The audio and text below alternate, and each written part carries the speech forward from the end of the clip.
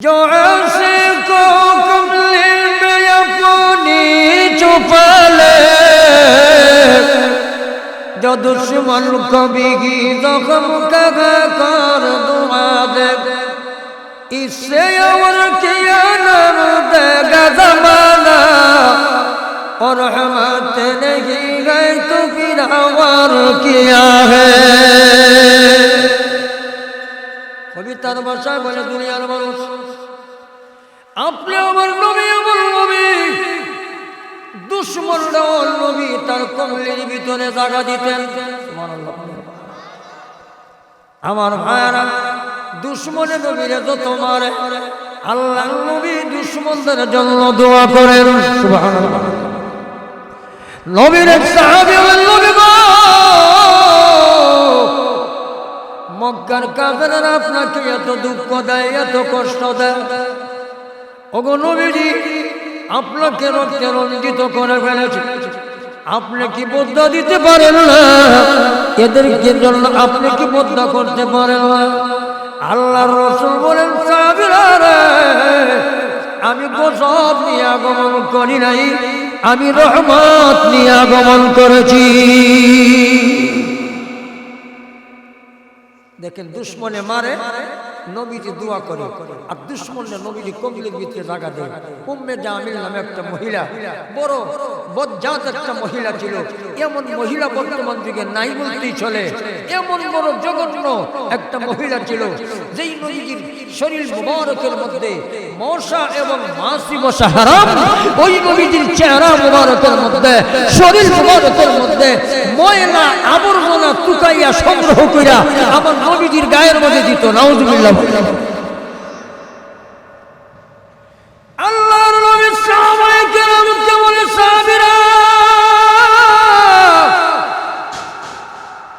উম্মে জামিলকে রাস্তায় হওয়া যায় না, উম্মে জামিলকে দেখা যায় না, কই গেল? সাহাবীরা ডাক দিয়ে বলে, নবী গো, এই মহিলাটা বেমার, বেমারের কারণে আপনার রাস্তায় দাঁড়াইতে পারে না, ময়লা দিতে পারে না, আবর্জনা তো দিতে পারে না। আপনি আমার নবী কেমন মহান চরিত্রের অধিকারী নবী। আল্লাহর নবী আবু বকরকে ডাক দিয়ে বলে, আবু বকর, চলো উম্মে জামিলের বাড়িতে যাই, উম্মে জামিলকে দেখে আসি। সুবহানাল্লাহ। এই ব্যক্তি সারা জীবন নবীর গায়ের মধ্যে ময়লা দিল, এই ব্যক্তিকে না দেখার কারণে নবী কয়, মহিলাটা কই? সাহাবীরা বলে অসুস্থ। আল্লাহর নবী, নবীর সাহাবী আবু বকরকে লইয়া তার বাড়ি পর্যন্ত গেছে। সুবহানাল্লাহ। বাড়ির সামনে দাঁড়িয়ে গেছে। একজনের ঘরে তো অনুমতি ছাড়া ঢোকা যায় না, ঠিক না বেঠি? আরো জোরে হয়। দাঁড়িয়ে রয়েছেন আবু বকরকে লইয়া।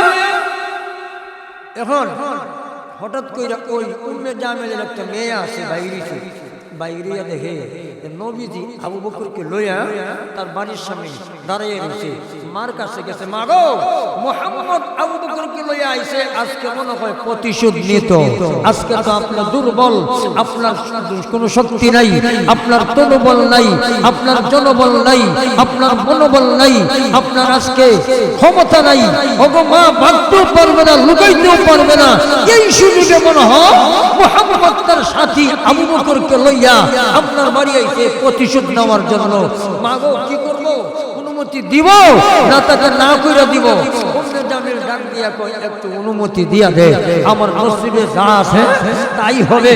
তখন অনুমতি দিল। ও মুহাম্মদ, আবু বকরকে নিয়া আমার মা বলছে আপনার ঘরে আসার জন্য। আল্লাহর নবী আবু বকর রাদিয়াল্লাহু তাআলা আনহুকে নিয়া উম্মে জামিলের ঘরে প্রবেশ করছে।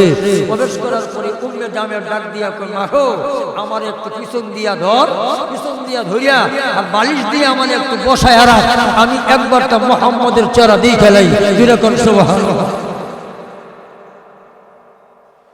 মুসলমান ভাইরা,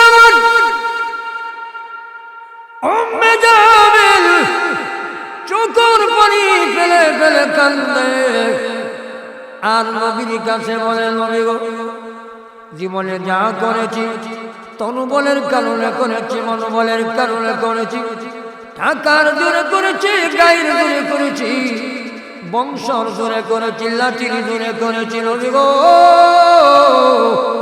আজকে আমার বংশের কোনো শক্তি নাই, আমার লাঠির কোনো জোর নাই, আমার গায়ের কোনো জোর নাই, টাকার কোনো জোর নাই, ক্ষমতার কোনো জোর নাই। নবী গো সবাই কিন্তু আমার বিল বসে যে এখন আমি শক্তিহীন হয়ে গিয়েছি, আর কেউ আমাকে ভালোবাসে না। মুহাম্মদ রে আজীবন আমার কাজই ছিল তোমার গায়ে তোমার শরীরে ময়লা দেওয়া, আবর্জনা দেওয়া গো। আজকে আমার দুঃখের দিনে দেখার জন্য তোমার সাথে আবু বকরকে লইয়া আমার বাড়ি আগমন করেছ। ওগো মুহাম্মদ তোমার মতো আদর্শবান, তোমার মতো সচ্চরিত্রবান মহামানব এই পৃথিবীর জমিনে হইতে পারে না। আর দেরি করা যায় না, এই মুহূর্তে কালেমা পড়ায়া মুসলমান বানায়া না। নবী করিম ইসলামের আখলাক দেখে কাটটা কাফির বেঈমান মুশরিক মুসলমান হয়ে যেত। সুবহানাল্লাহ বলেন, আরো জোরে বলেন। আমার মায়েরা সময় অত্যন্ত সংকীর্ণ। ও মুসলমান মায়েরা, এই মাদ্রাসা যে কওমি মাদ্রাসা আমরা করেছি, এই কওমি মাদ্রাসা হলো দারুল উলুম দেওবন্দের শাখা। জোরে বলেন ঠিক না ঠিক? আরো জোরে বলেন ঠিক না ঠিক? এই মাদ্রাসার মধ্যে নবীর আদর্শ শিক্ষা দেওয়া হয়, ঠিক না ঠিক? আরো জোরে বলেন। আজকে মুসলমানের আদর্শ এমন হয়ে গেছে, একটা খ্রিস্টান মুসলমানের আদর্শ দেখলে, একটা হিন্দু বৌদ্ধ যদি একটা মুসলমানের আদর্শ দেখে ঘৃণার চোখে দেখে। জোরে বলেন ঠিক না ঠিক? আরে ভাই, আমার এক সাথী ভাই তাবলিগে গেছে, তাবলিগে যাওয়ার পরে স্পেন, উনি বলে হুজুর আমি যখন এমন জায়গায় গেলাম বাজার করার জন্য যে পোষাবে ধরছে, আমি কোনো মানুষ পাই না, আমার কথাও বোঝে না, আমিও কথা বুঝি না। এখন চায়নার একটা বৌদ্ধ একটা খ্রিস্টান ছেলে যুবক, ওই যুবককে বললো ভাই টয়লেট, শুধু টয়লেটই চিনি, কোন জায়গা তা বলতে পারে না, বোঝাই বলতে পারে না। সে কিন্তু বুঝা লাগছে মানুষ তো মনে হয় প্রস্রাব করবে। এই খ্রিস্টান ছেলে হইয়া 3-4 মিনিট জায়গা হাইজা এরপরে ওই মুসলমানকে পেশাবখানায় ঢুকাইয়া দিছে। সুবহানাল্লাহ। আজকালকে আপনি আমি মুসলমান হইয়া আরেক মুসলমানকে এতটুকু সহযোগিতা করতেও রাজি না। দিলে বলেন ঠিক না বেটি? দিলে বলেন ঠিক না বেটি?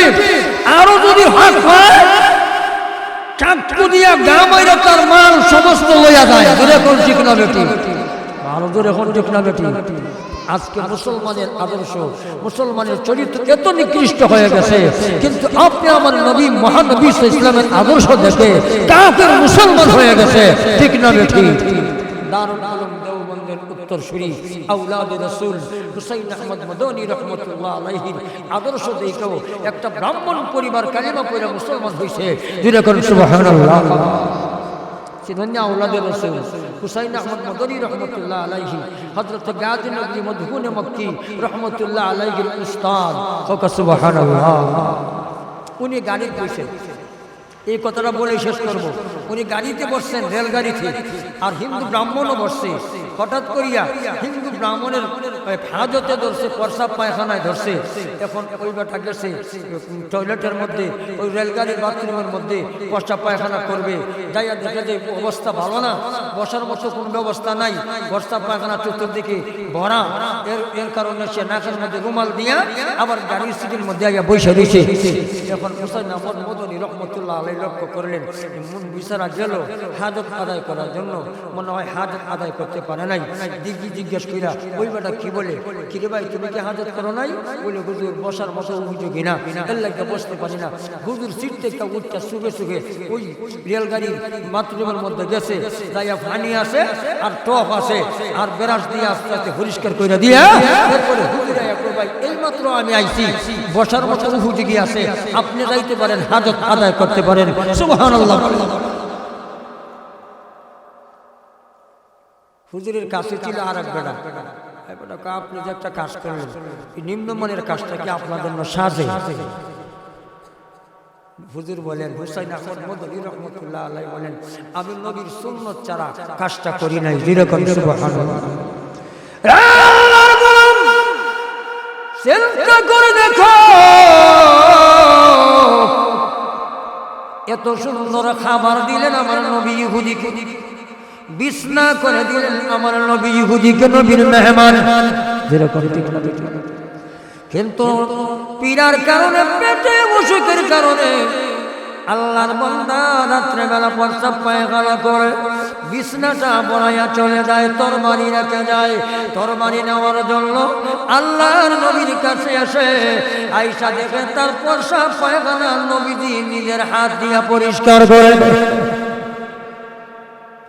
হোসেন আহমদ মদনী বলেন, আল্লাহর বান্দা শুনো, আমার নবী একটা ইহুদির পায়খানা পরিষ্কার করেছে, আমি একটা ব্রাহ্মণ লোককে একটা লেফটির পরিষ্কার করে দিয়া তারপর সব পায়খানার ব্যবস্থা করে দিয়েছি।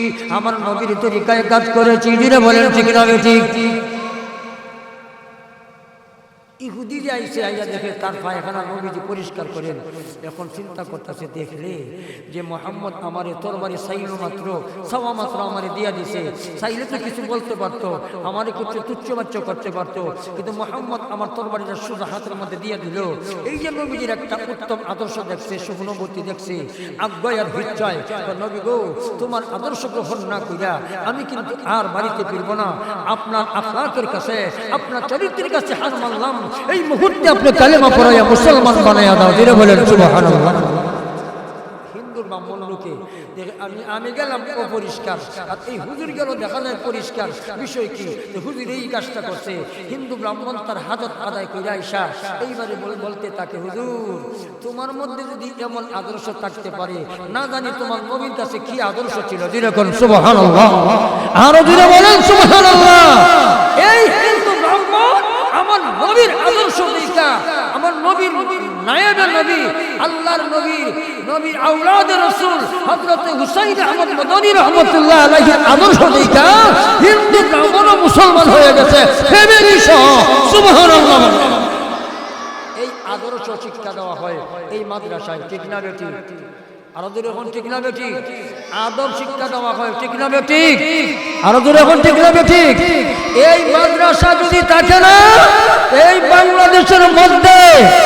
বাংলাদেশের মধ্যে মানবতা থাকবে না, ঠিক না বেটি? আরো দূরে বলেন ঠিক না বেটি? মানবতা শিক্ষা দেয় পরিপূর্ণ একজন মানুষ কিভাবে গঠন করা যায়, এই পরিপূর্ণ মানুষ গঠন করার ব্যবস্থা করে এই কওমি মাদ্রাসা। জুড়ে বলেন ঠিক না বেটি? আমার ভাইরা দেখেন যে কি সুন্দর শিক্ষা দেওয়া হয়। প্রস্রাব করতে হলে কিভাবে প্রস্রাব করতে হবে, প্রস্রাবে ঢুকলে কিভাবে ঢুকতে হবে, বাহির হলে কেমনে বাহির হতে হবে, মসজিদে ঢুকলে কেমনে ঢুকতে হবে, মসজিদ থেকে বাহির হইলে কেমনে বাহির হইতে হবে, এইগুলো এই নিয়মগুলো এই কওমি মাদ্রাসা শিক্ষা দেওয়া হয়। জুড়ে বলেন ঠিক না বেটি?